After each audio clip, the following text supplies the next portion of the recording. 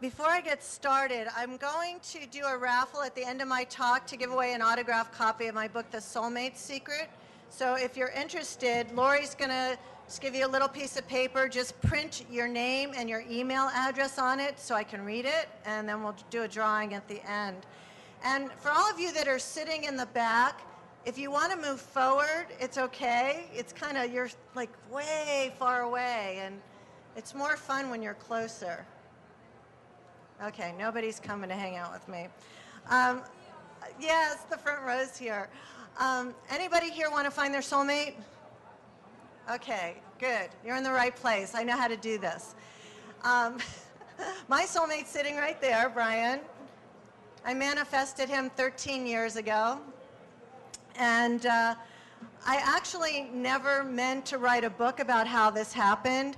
I have a sister named Debbie Ford. Some of you may know her. She's a best-selling author and a workshop leader. And several years ago, she asked me to give a talk to 200 of her students to tell them how I manifested Brian. So, I hadn't thought about it in 10 years. I sat down, I made a list of all the things I did, and I gave this talk. And at the end of the talk, 200 people asked me when the book was coming out. And at that point, I didn't want to write another book, so I created an internet product called the Soulmate Kit. And a few months after that, HarperCollins came to me and asked me to create the book. So I want to start tonight by telling you how I discovered this stuff, because it wasn't intentional. 25 years ago, I moved from Miami, Florida to Los Angeles. And on the plane ride, I read a book called Creative Visualization. Have you read that book? Yeah, about half of you. Amazing book, right? And when I got to LA, I didn't have a job, I didn't have a place to live, and I didn't have very much money. But what I did have was a lot of time.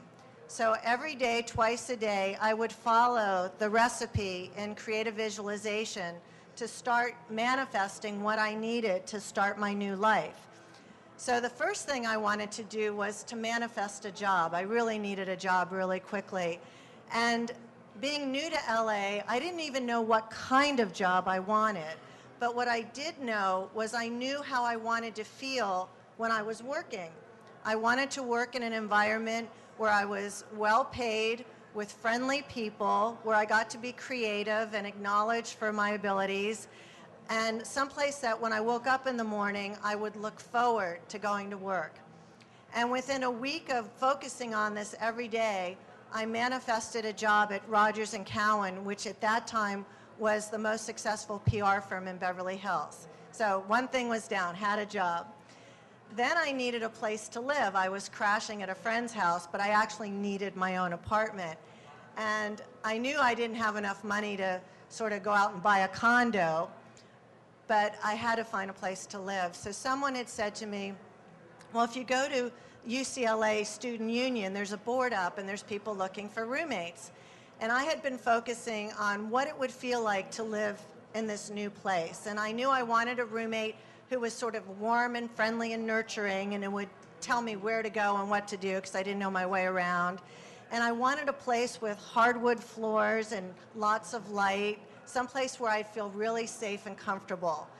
And I didn't know LA at all, but I'd heard of a place called Brentwood. And I thought, well, it'd be nice if I could live in Brentwood. That sounds like a cool place.